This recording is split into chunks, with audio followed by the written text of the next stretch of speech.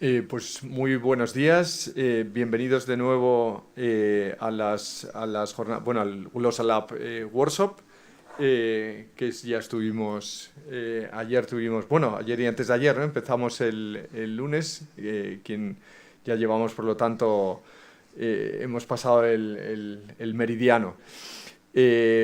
Os recuerdo cómo, bueno, ayer estuvimos hablando de algunos de los problemas que conciernen a la información, a la sostenibilidad de la información, a lograr que en efecto todas estas tecnologías de la información y la comunicación pues nos sean de utilidad para resolver los problemas que realmente tenemos, ¿no? Y acabamos con algunas aplicaciones, algunas soluciones de carácter técnico acerca de cuestiones que habíamos planteado inclusive por la mañana, ¿no? Como habíamos visto en la sesión del lunes, digamos que uno de los objetivos también que queremos dentro de lo que es el Global Lab Workshop es el ir definiendo el programa de trabajo que deseamos realizar a largo plazo. Ayer, por ejemplo, Teresa, que nos estuvo hablando de la importancia de la integración del conocimiento, ¿no? Que es una de las cuestiones que hemos discutido también desde el principio, pues es fundamental, o sea, para poder llevar a cabo cualquier aprendizaje, ¿no? O sea, un aprendizaje sin integración del conocimiento no puede ser un aprendizaje eficaz. Y hoy lo que vamos a ver es que, o sea, no solamente es integración de conocimiento, sino, como nos va a contar Simón, pues nos hace falta además integrar emoción, ¿no? Si recordáis, el lunes también planteamos justo al principio el que precisamente también es la emoción y lo que es y la manera en la que está enganchando la emoción las tecnologías de la información, lo que también es parte del problema, ¿no? Pero también posiblemente parte de la solución de poder llevar a cabo cooperaciones efectivas, pues tiene que ver con esto, ¿no? Con el también hacer que la emoción pueda vehicularse en direcciones determinadas. Luego, a continuación, vamos a hablar, vamos a dedicar a esta pequeña sesión práctica de ver cómo podemos aplicar la plataforma Global Lab en el proyecto que hemos estado desarrollando y en el que seguimos trabajando y cuya continuación, como contó ayer Isaac, es el proyecto Insight. Pues es el poder lograr una integración del conocimiento, particularmente en contextos de aprendizaje, porque va a ser un workshop dedicado específicamente a Global Lab Edu.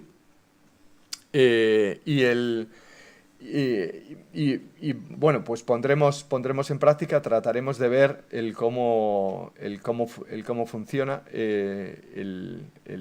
vamos a llevarlo a un caso práctico, y luego por la tarde, bueno, tendremos la ocasión de discutir dos cuestiones adicionales. Una, como ya os también mencioné, acerca de la presentación de Sofía, de algunas dificultades que existen para llevar las intenciones a los modelos computacionales, a los modelos en este caso serían geométricos o de diseño. En tecnología muchas veces tenemos que desarrollar modelos que se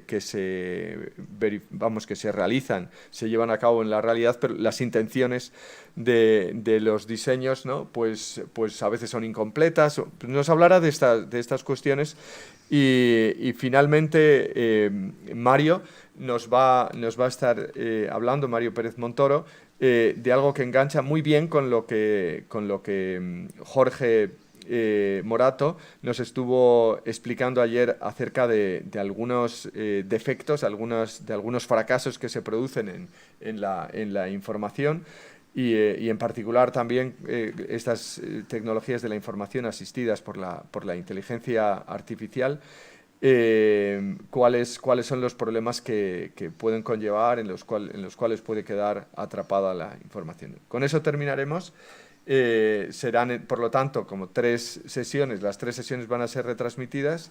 Las sesiones de trabajo, es decir, la de Glossalab Edu y la de por la tarde de discusión acerca de todos estos temas que se han ido sentando, se han ido poniendo sobre la mesa, tanto ayer como hoy. Esas las realizaremos, digamos, en una sesión no retransmitida, que todos aquellos que quieran participar, vamos a tener una sesión de Meet, pues si alguien está interesado en participar, pues podemos pasar el enlace a todos aquellos que estén interesados. Es decir, la participación va a poder ser por videoconferencia.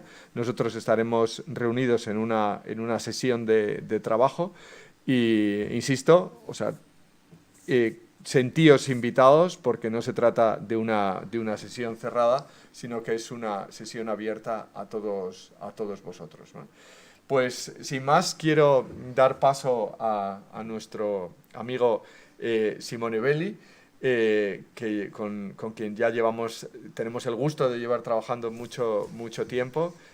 Siempre ha mostrado su colaboración, siempre mostrando una buena capacidad también de desplegar ese intercambio también emocional que hace posible la cooperación. Y él es investigador en la Universidad Complutense, es profesor invitado en varias universidades, como la Universidad Yachay y la Universidad del Valle de Aosta. Yachay es en Ecuador, la del Valle de Aosta evidentemente está en Italia. Y bueno, sus campos de estudio, su tesis doctoral es en psicología social, se podría decir. Y la antropología es otro de sus campos, una persona también interdisciplinar, como algunos de los ponentes de ayer. Ha trabajado también en la innovación social, y es mejor que disfrutemos ahora de todo lo interesante que nos va a contar. Muchísimas gracias, Simón. Gracias.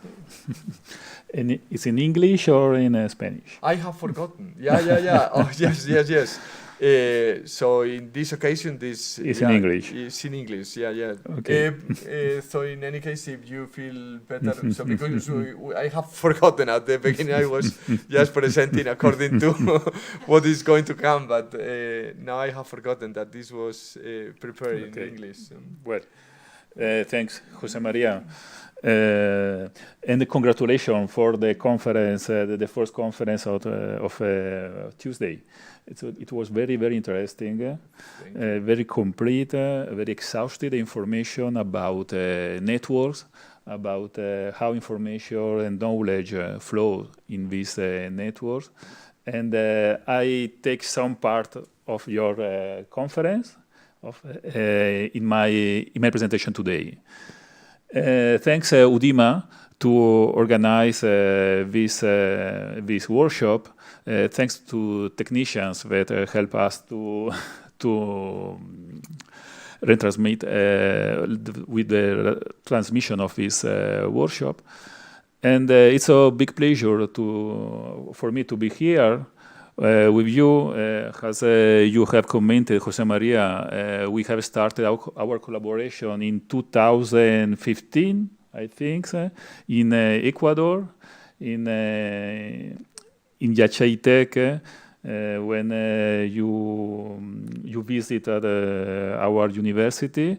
And in these 8 years, we have worked in different projects, in different workshops like this, in different scientific papers. And with this interdisciplinary vision, transdisciplinary vision, as you mentioned, I come from social psychology, but I think it's very interesting to share ideas not only with researchers from my area, but also with different areas, because knowledge, information enriched in this different perspective. So today I present here a part of our research in Complutense University of Madrid founded by Comunidad de Madrid. It's about research group, how researchers work together. So the subject of our study are ourselves. For the first time, we observe our practice, daily practice, our professional setting like laboratory, meetings, office. And for this reason, I think it's the basis to create later network like Glossala, for example, transdisciplinary and international and innovative network. But the most important is to know how to work together. For this reason, that from the social psychologist, our interest is to observe the interactions, the discourses, the practice in the best and innovative research group in Spain. The title of this conference is Cooperation Requires Knowledge and Emotion Integration, because emotion integration is it's one of the most important part, but many times in research it's not a priority, because we are scientists, researchers, and emotions are not so scientific. We prefer numbers, we prefer technology, but we are not robots. We are not artificial intelligence. We are humans. And human beings are very spontaneous many times. People feel angry or happy or in love or rage, and in professional settings. So for this reason, that if a research group work in a perfect way, need to understand how manage these emotions. But the first question is about why we collaborate. Why researchers need to collaborate, need to create research group. So what is collaboration? Because many times, okay, I collaborate, for example, in your presentation, Jose Maria, you present different structure of networks from Barabasi famous research in a small group, in a small world. And we have incorporated these dynamics in our professional settings. But why researchers need to collaborate? Because it's a fancy word. It's everybody in university need to collaborate with someone from another university or from some another department. Well, the definitions that we have defined in this research is that researchers, scientists, collaborate because they're working together to achieve the common goal of producing new knowledge. This is the main purpose.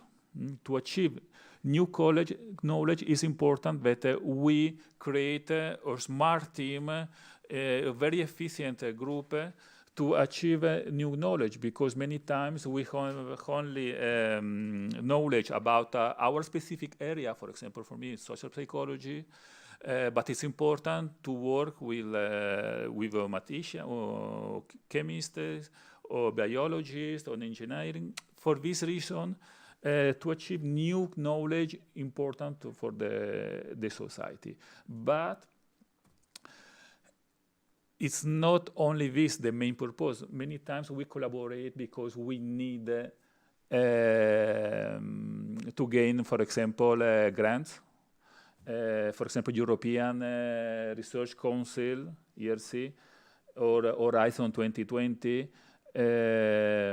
to have access to this money. It's important to have a medium and big group in research. For this reason, that they need to know what is your network, the collaboration between your institution with the rest of institutions in the European Union or in the rest of the world. And it's not only to achieve new knowledge, but it's also to achieve new funding. Many times it's like a bright, shiny world. It's like a purpurina. We put this dust to the world, and okay, it's interesting. This is a scientific collaboration. You are in this important research group. It's not only yourself that work alone, like in the past Galileo or Leonardo da Vinci. Not in contemporary world, it's very important to work with other people. So it's an institutionalized rhetoric. It's important to put in our work that we collaborate with someone or with some institution, but there is a paradoxical character. For example, there is a connotation with the high desirability. So everybody want to collaborate with someone, but it's not specific. There is the notation is what means collaborate with someone. Collaborate in some results, in some data collection, to write together or a paper. So it's not so well defined, this concept for the problem, because the language is very abstract, and it's for the polysemy and abstract nature of our language. In our revision of the scientific literature, we have observed that growing attention in the scientific field about the scientific collaboration starting the second half of the 20th century. In universities, start to mention, for example, co-authorships, internationalization, big science, research group, interdisciplinarity. And institutions try to promote this practice and measure. Observe in a quantitative way how many papers you publish with other institutions, for example. See? And for example, we have observed the co-authorships networks between the European Union and Latin American and Caribbean institutions. And it's very important to observe how these networks move in a transnational way. Many times promoted for the institutions, the different ministries of science and technology in different countries. Many times for the similar culture and language, for example, Spain with Latin America, Portugal with Brazil. And in a formal way, so with a financial part that promote this collaboration, but many times is in an informal way. This informal way, these informal networks many times is constructed by it's not so friendship relationship, but something similar. Maybe I visit that institution and I know that person and starting a collaboration. We not have money to write a scientific paper together, but we start to write a scientific paper together, or to organize a workshop in that institution. And it's important the formal way, of course, but also the scientific collaboration move from in an informal way. But one of the problems in this quantitative way to observe the collaboration is the problematization of representation of the scientific work. For this reason, that in this presentation, I focus in a qualitative way of this collaboration. In different papers that with my colleague Carlos Lopez Carrasco, we have worked in this last 3 years. we observed the dimensions of collaboration. We moved in our research group from the cohesion dynamic to a certainty dynamic. For example, in the left part of the screen, you can observe this cohesion. The cohesion is to promote well-being in research group. In the well-being for the researchers. For example, it's the hierarchy is horizontal. Different people have different power, not only in one person, for example, the principal investigator, but it's distributed in the rest of the network. So it's like the model that you showed Tuesday, Jose Maria. It's a distributed network, horizontal network, yes? And this is stimulate cohesion. Of course, the extreme of this horizontality is that people don't recognize the authority, and many times they feel lost in this network. Because if everybody can make decision, many times it creates a sort of a confusion. Another important thing is about affectivity, about the emotion regulation in this network. In the left part, in cohesion,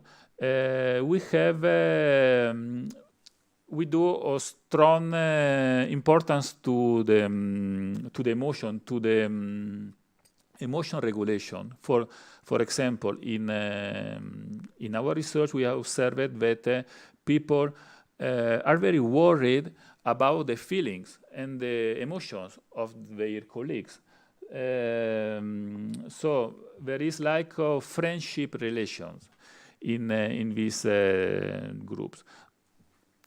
In the right part of the slide, we observe that in certainty, it's not so important the affectivity or the emotion.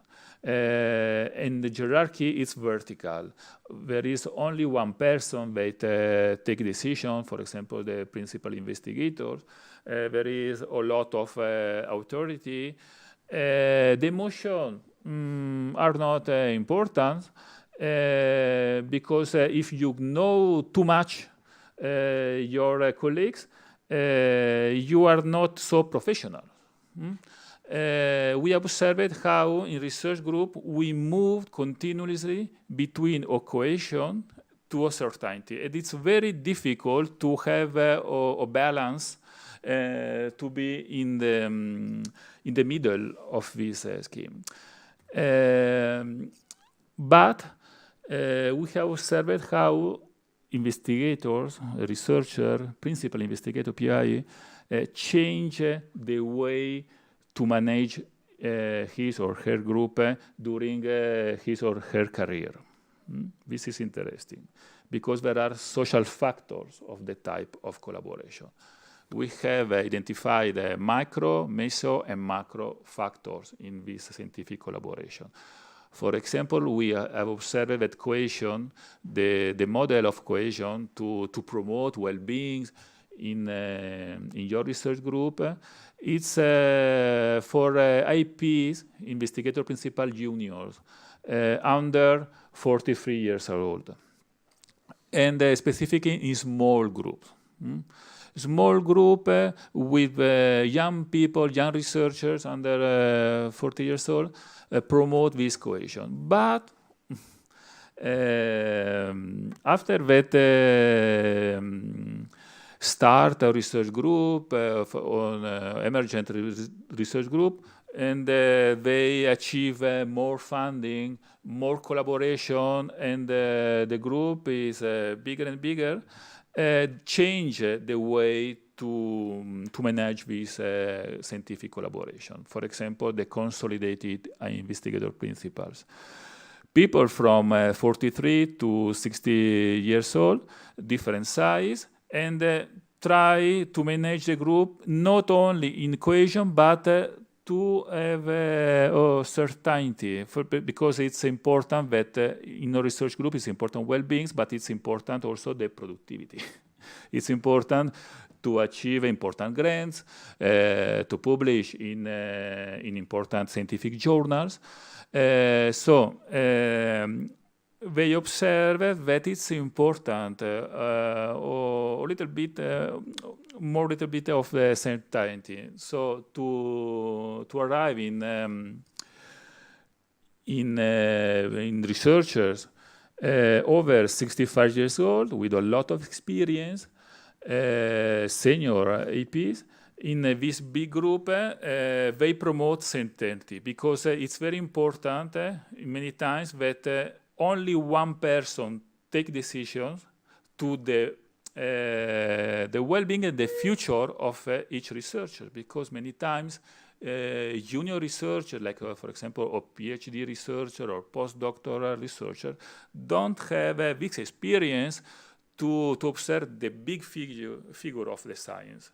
So in the first model, in the equation, everybody take decision. They participated in a democratic and in a horizontal way to take decision for the future of the research group. But when the group is bigger, it's important that one person with a lot of experience have the macro figure, the big figure of the science. So, and this person recognize what is the best decision to take for the well-being and the future of the research group. We have published in this result in these two papers. So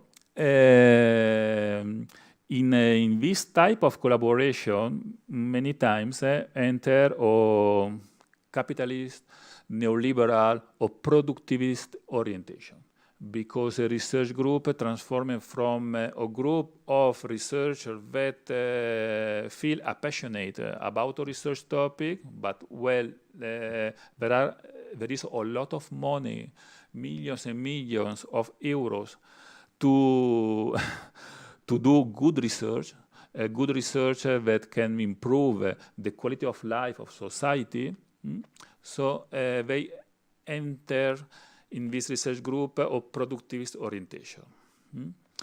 And many times the affective networks transformed in distancing and formalization networks. So we take decision not about the well-being of these researchers, but for the well-being of the entire research group. So the vertical structuring in decision making is important in this big group, and the delegation of control, of course.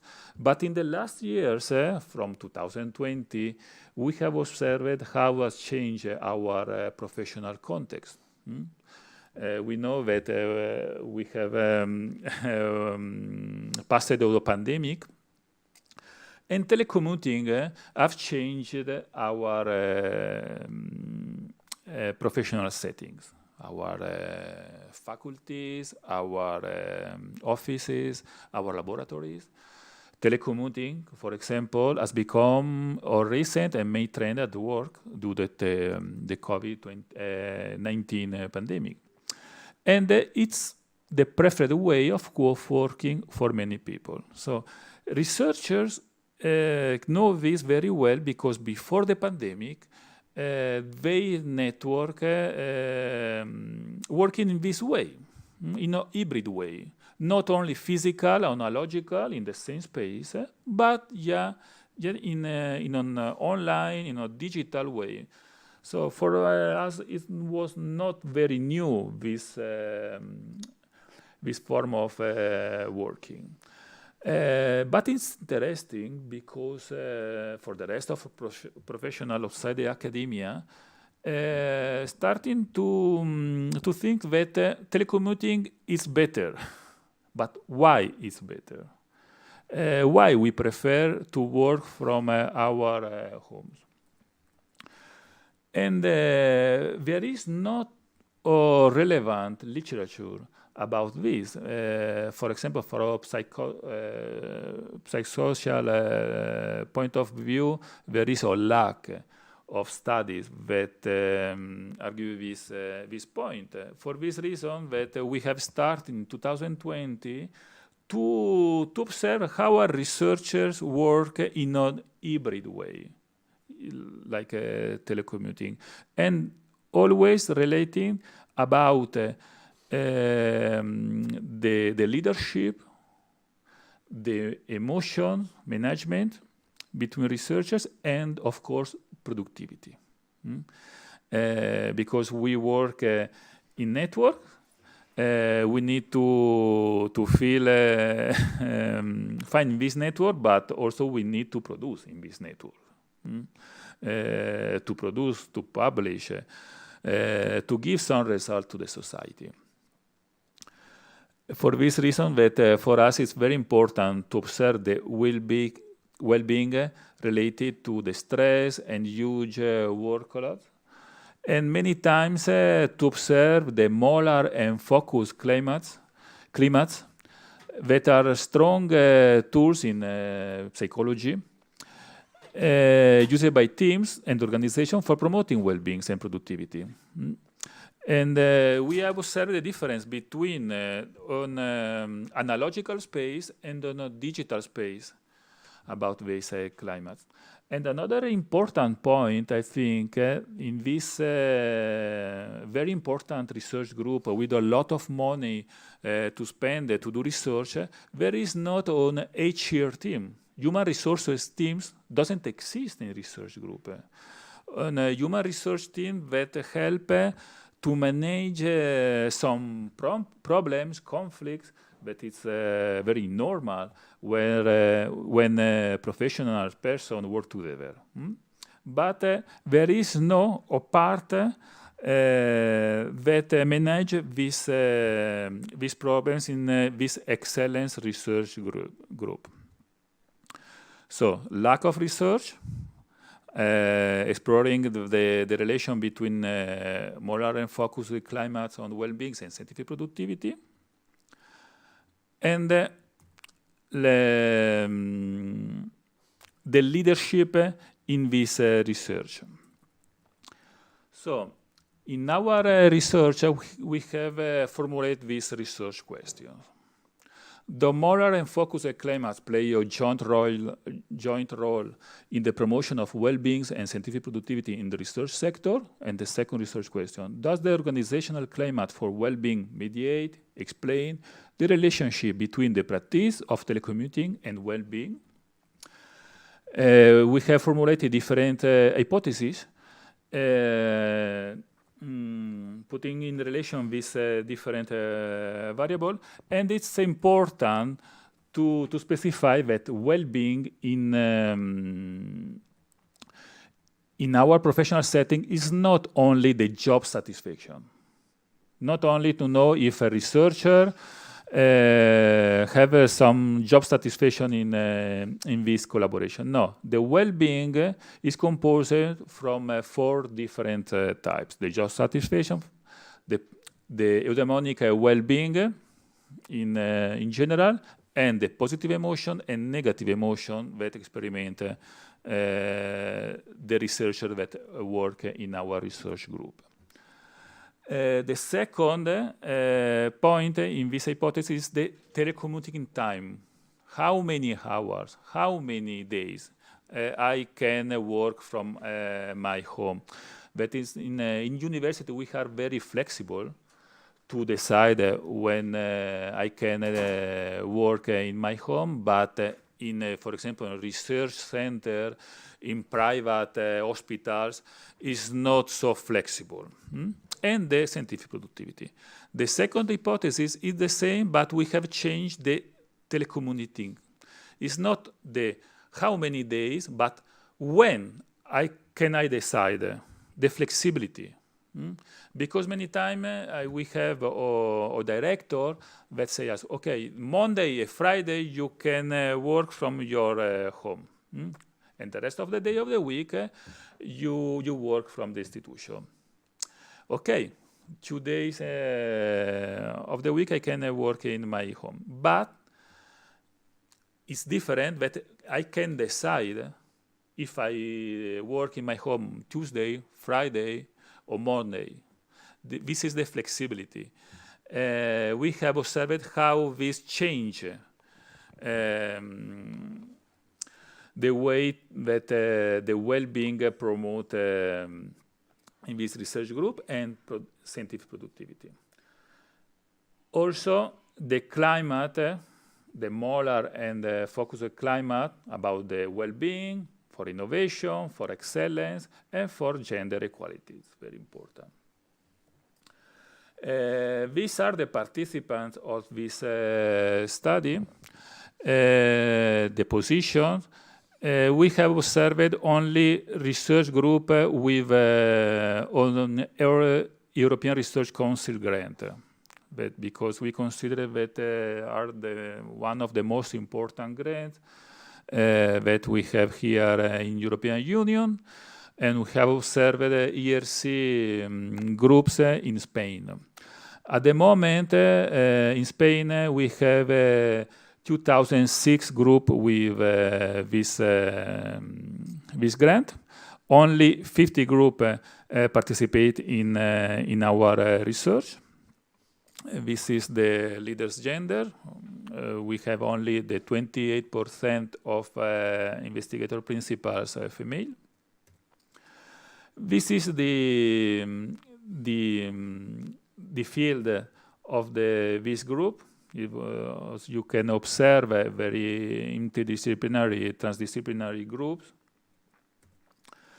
We have contacted them during the pandemic, well, in the 2022, with on an online survey that we have shared in a Google form.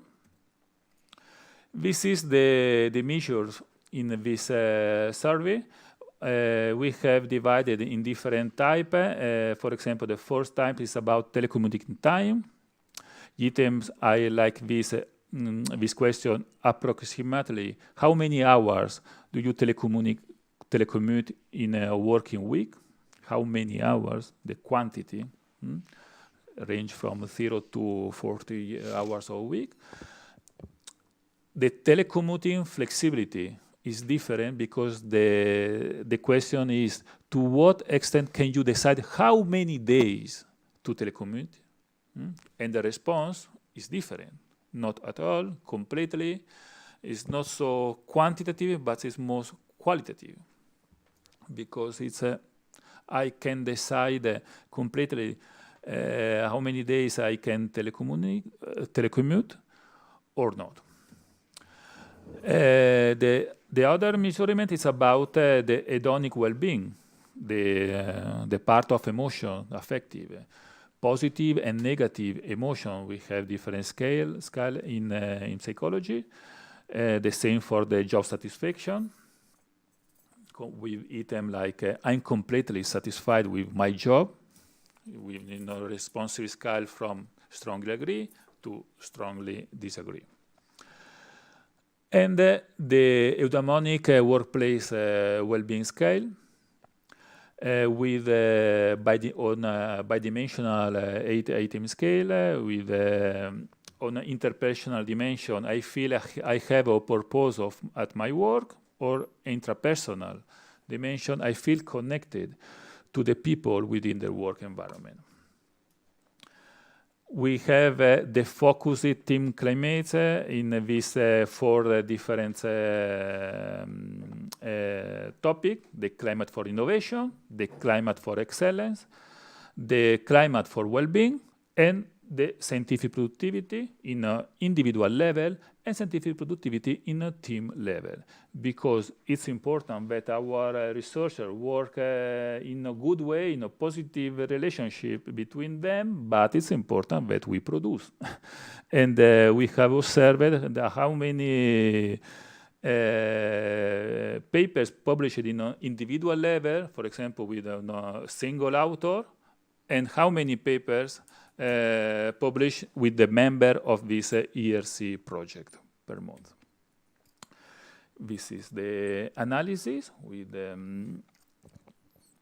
the typical software to do this, Air project. It's an open source software. These are the results, but we pass directly in the result that we observe in an individual level that it's important the telecommuting flexibility. It's most important the flexibility, but not the quantity. This flexibility have on important relations to the scientific productivity. Of course, also the climate, the molar and focus climate in their spaces increase the scientific productivity in an individual level. For the team level, we have observed how changed with more researcher work from his or her home, the scientific productivity in the team level decrease. Which is normal, of course. But it's interesting because if we need to observe how our research group can improve the number of publications between them, it's important that they work in the same institution, in the same space. Our discussion here, it's, I think, we need to compare in an individual level to the team level. The flexibility, the quality, is more important than the quantity, the time, how many days of telecommuting promote the well-being. But this is a question for you. If in our networks we work better, when we work in our spaces, we are very, we produce a lot of paper, of results. Maybe our work environment are not so adequate to work, because if in my office, in my faculty, I am less productive when I work remotely. Maybe our institutions need to have a new design, maybe open space or more closed space, but we need to think other way to work in an analogical way in the professional setting, for the laboratory, for the office, the department, our professional rooms. Another important point is that climates play a relevant role in the promotion of well-being and scientific productivity, of course, and gender innovation and excellence are relevant facets to consider in excellence research sector. But if we pass this result to the team level, we observe that telecommuting time is a negative tool for promoting team well-being, because we can work with our colleagues in a remotely way, of course. But the well-being is not so good like when we work in the same space, because we think here in informal space, for example, take a coffee together, or chattering about something that happened in the weekend or in the holidays. When we work remotely, we don't have this space for this informal conversation. And many times in our analogical and offline professional setting, we have this time to lunch with our colleagues, to take a coffee, and to speak about our hobbies or activities from outside the university. And this promotes the well-being of our colleagues and researchers. So the well-being of the team needs to be adequately managed for enhancing productivity. This is another important point because when we share information, share knowledge, we also to need better observe how the productivity can manage in this new context. Of course, well-being is a complex concept that cannot be just simplified to job satisfaction. Not all its facet relates to productivity. And in the research sector, productivity leads to well-being and not to the other way around. We have observed that it's very important to have an HR department in this excellence research group to manage these well-beings, the conflicts and the problems, the positive and negative emotion. That many times, for example, in the previous research that we have conducted with Carlos Lopez Carrasco, we observed how many times the IP, the investigator principal, learn in the process how to manage these conflicts, because they are very brilliant researchers, of course, but they don't have this experience in manage a team. Many times, for example, this IP that have like 20 or 20, 25 researchers that work together. And about the scientific part, he knows very well, she knows very well how to manage this part, but the emotional part is very difficult. In private corporation, there is workshops to promote the emotional intelligence, the emotional management in the co-workers, in the colleagues. But in scientific context, there is not this type of workshop to prepare, to teach, to IP how promote these well-beings in their researchers. Of course, we have different limitations of this study. It's not a cross-sectional study. There is no causal relationship explored. We have only observed the ERC teams in Spain. We don't have observed our different research group with different grants, for example, national grants. Now we are conducting this research to the research group in other European countries. About the theoretical and practical implications, because for us what's very important to know why people prefer work from their homes and why they prefer this, and what are the benefits, what are the good points and the bad points about this. The theoretical model of well-being and productivity need to be contextualized. It's not the same, for example, in a big university or in a small university. It's not the same in a research field or in another research field. Also, we need to observe the difference between these different groups, and of course it's not the same in the public sector and in the private sector. It's not the same in a university or in a private hospital that also to do research. But as each research sector has its own peculiarities.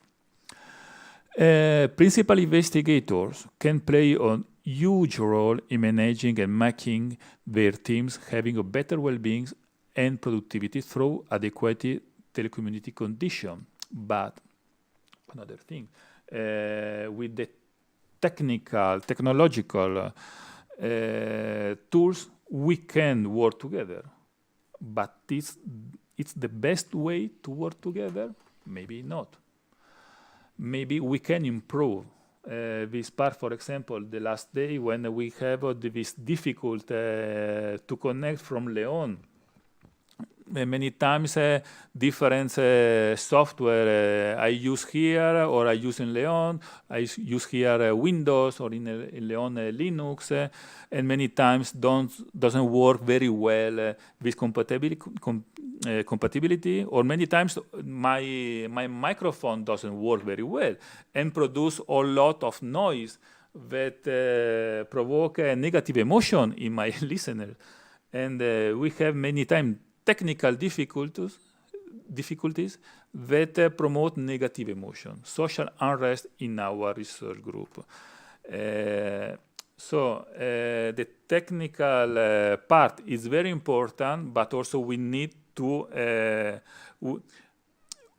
manage this technical part. And many times we are not prepared to manage this technical part. For example, I think it's very important the work of the technicians of our institutions, these engineers that work with us to solve our problems. And this is a relevant part. It's not only technical part, because these technical problems many times produce a lot of negative emotion. And this is have a negative effect in our productivity, in the exit, for example, of a workshop, or in the publication of a research paper. So this is very important to have always in mind this different condition. And the third and last point, relevant focus in climate should be investigated jointly with the molar climate for well-being when the well-being of research team is at stake before of the productivity. Well, thank you for your attention. And if you have a question, comments, suggestion, we can start. I don't know if now or later. No, I think we can we can have. I think first. So thank you very much. Thank you, Simone. It was I think a great interplay and a fundamental addition that has to be considered in order to bring about so effective collaboration. And I think, yes, so before making a short break and moving to the next session, so we can have some discussion, so for the people in the audience, also for the people who are connected online. So you want to make any question, any comment? Some here. Let me take a look. Somebody pronounce, I ask also. Let me.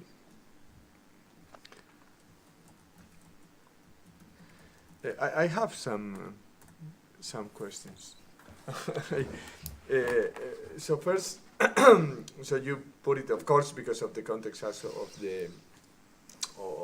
what we are discussing, the importance of collaboration for knowing, no? For developing knowing. But I would say so even further. So it's fundamental for being, not only for knowing.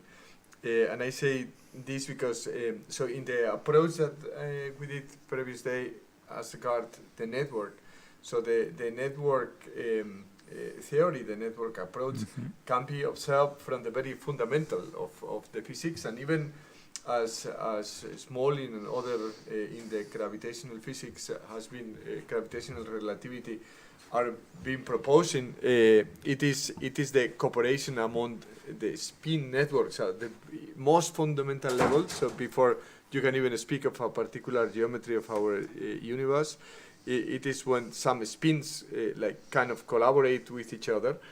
So some specific networks happen, and then a geometry is developed. So even in the fundamental physics, you can also see when the interaction that is being provided by the electron together with the proton, then something happens, which is the atom of hydrogen, and so on and so on. So we can go on to explain so the complexity, how this complexity is come about. So I think that, and in the human context, so love, for example. So I think it's like the lack or the incompleteness of the being what requires that the collaboration. So don't you think? Oh, yes, it's very interesting question, Jose Maria, because I have a lot of questions also for you about your presentation of Tuesday, because this model of Barabasi about the distributed network. Also, I remember the other study about Granovetter about the criticality in this model. For example, in our research group, or in a Granovetter model in small words, when we have a criticality, something problematic, something new, the networks change. The networks change, but not the structure, but the connection. Many times, a member of this network contacts someone that is part of this network, but in normal conditions doesn't communicate with this person, but in the criticality, yes, communicate, and it's transform this. This is a new important connection, the criticality. For example, in pandemic, we have observed that if we work in normal conditions, in our professional spaces, I know that I have, for example, Jose Maria in that university, but I don't work in a directed way. Arrived the pandemic, and I remember that Jose Maria worked just this in this problem, in this way. So I connect with him, and I start a new and strong collaboration. I think it's interesting because, of course, we have in a model like Barabasi of distributed network with different responsibilities of each node, but the Granovetter try to put in connection members that normally don't have any connection. They are part of the same network, but they need a critical point, a critical time. For example, in social movement. In social movement, we have studied with my colleague from sociology how start to put in contact with you remember that person that you know in that institution or in that meeting, you have the contact, but you never contact him or her. But in this critical moment, I contact this person and transformed my network. And also this, also your question, your presentation, remember me about the study of Bruno Latour, the action network theory. And I think it's important to observe how we don't know to separate each part of the network. What is the node? What is the link? No, the network it's the same thing. It's only one thing. We need to observe the complete network. I think that's very important, and one of the things that I was actually trying to point out, and is kind of also in the core of the Insight project, the idea that the network is like what facilitates us to see, so the connectivity among the parts. But then what's about the emergence of something new? So I think this focus on the emergence, I think what you're pointing out. So suddenly it happens that some connections start to make that it works, and then is when a new functionality arrives. So it's why the system can complete the picture. So the network is not enough as to explain what is happening, what a group, what something that is really working is doing. So for that, then we need to see that something happens in those critical moments that you see that change the properties, and then a new capacity emerges. And this is what is really important. So I think the network facilitates us to see the dynamics of the systems, but the focus, one of the most important things is to see how these systems emerge. And so in the cooperative so in the cooperation in knowledge, I find very interesting all the things that you have been pointing out. But I was also thinking, because you said, so now we are focusing in the collaboration, the institutions are pushing, but I was thinking, so in the Middle Ages, for example, so all this group, Aquinas was always moving with many other people. Ramon Lull wrote something, and suddenly in a few, not in a short time, in Munich, Occam knew about, and so there was a so strong connection. Then I was trying to think then in the 17th century with the change of letters. So Leibniz was always discussing with the others. They were willing to answer, oh, this is the problem. So Spinoza was in Holland. And was thinking, oh no, I just want to solve this problem of Descartes, and so there was a kind of what in the Enlightenment at the end. So with the encyclopedies they called how was the Republic of the Spirit.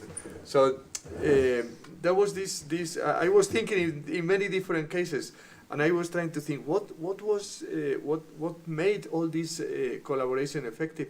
And I think there was something important, and it was this appreciation of the work. I think I was, because I have been always trying to focus in particular moments in the history of science in which it happened something that are more creative. For example, I think the 17th century is particularly creative.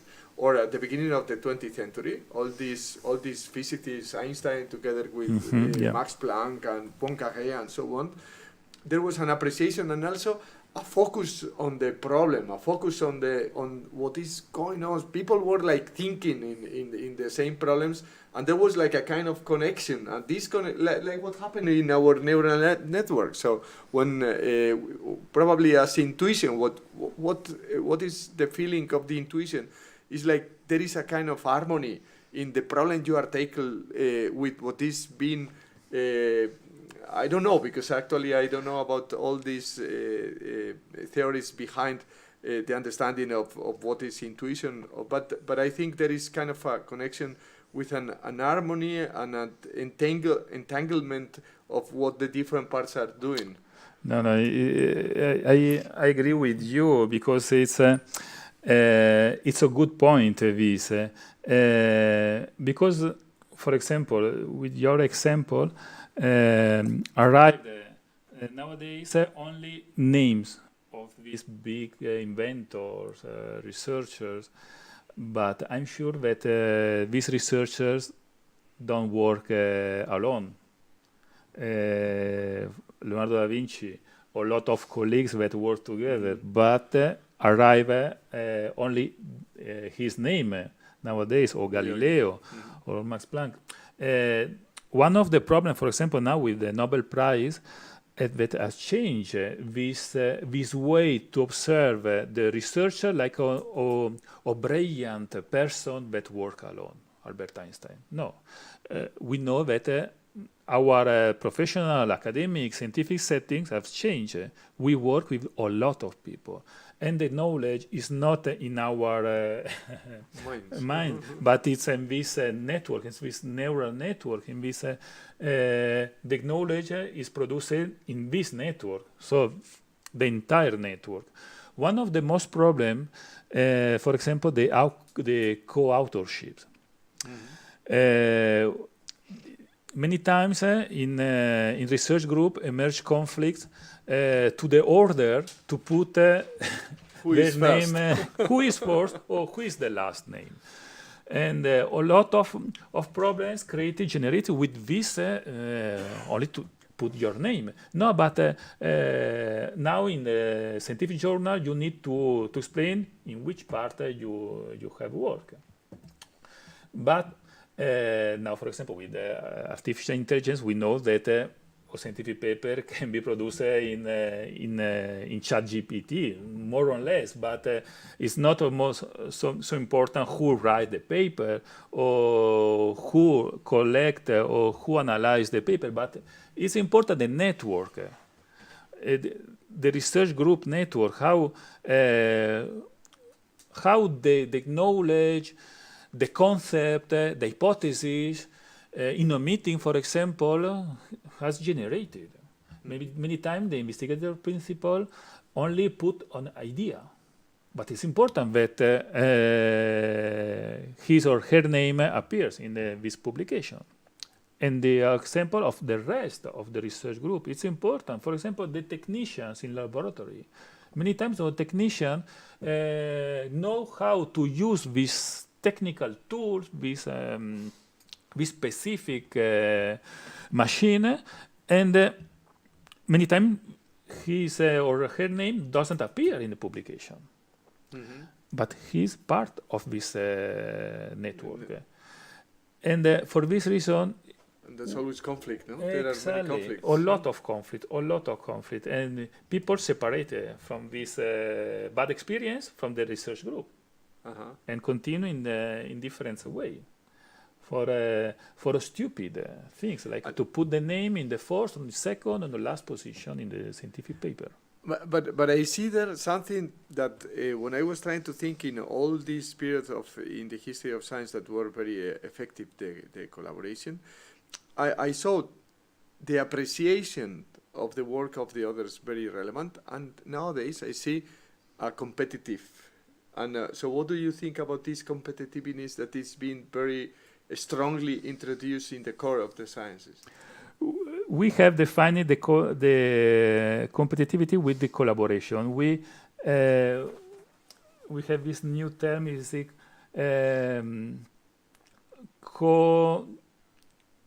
competition or competition. So a combination of cooperation with exactly, because we have observed that we need to collaborate, for example, you and me, to generate new knowledge, but also to be more competitive. So it's not so important the collaboration, but we need to be more competitive because we work in a very competitive context. The scientific context is very competitive, and you need to publish a lot, to have brilliant ideas, to achieve this grant or the other grant. And we know that if we collaborate, we are most competitive. So the dynamic of collaboration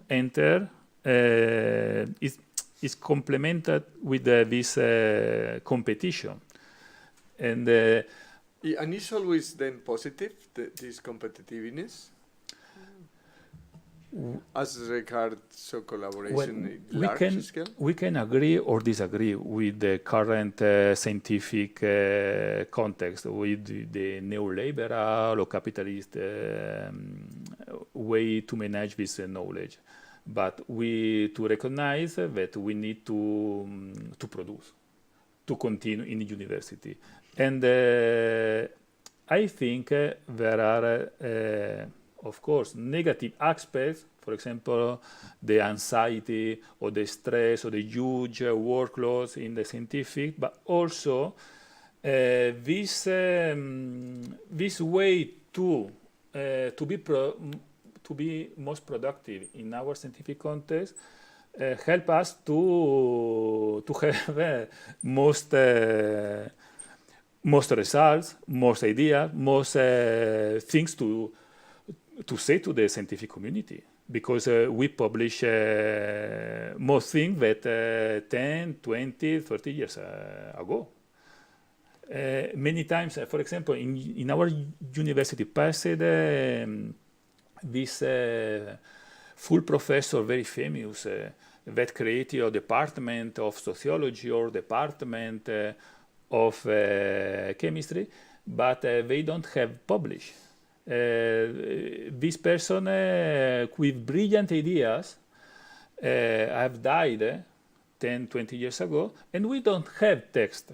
We don't have knowledge to read or to study nowadays because that context doesn't promote this type of participation. I think,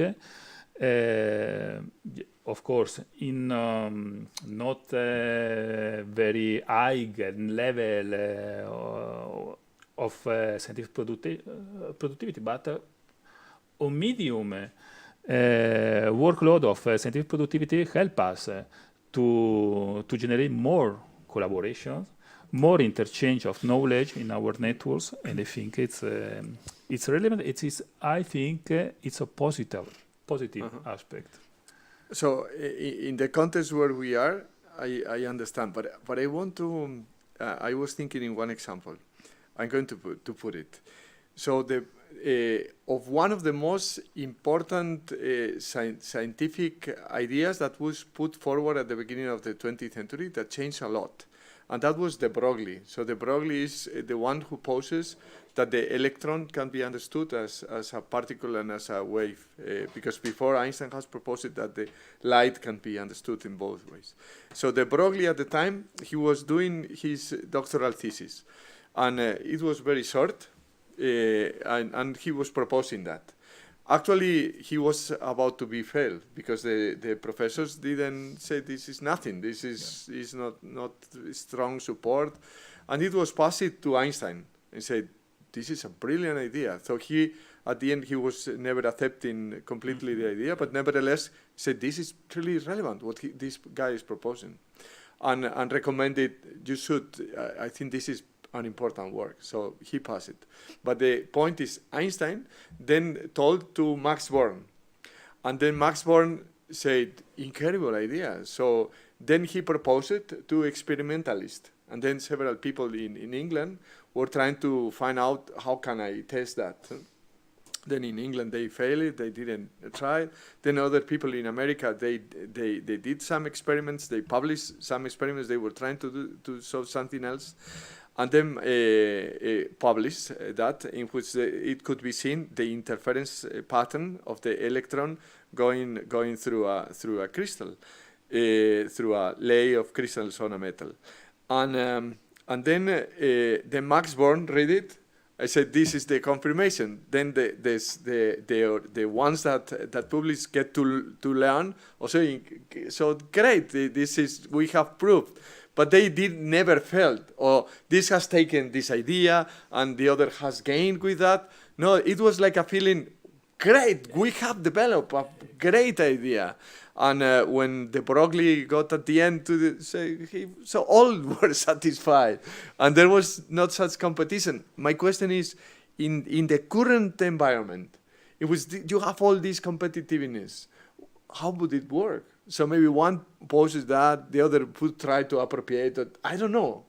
I think this is an interesting example to think about the role of competitiveness in groups, in collaboration. I don't have the answer, but I think it's very interesting to understand how we are more competitive in this our context, but because, for example, in the conference of Modestos yesterday, I learned a lot of things, and I incorporate these things, these ideas, like your ideas Tuesday, in my presentation today.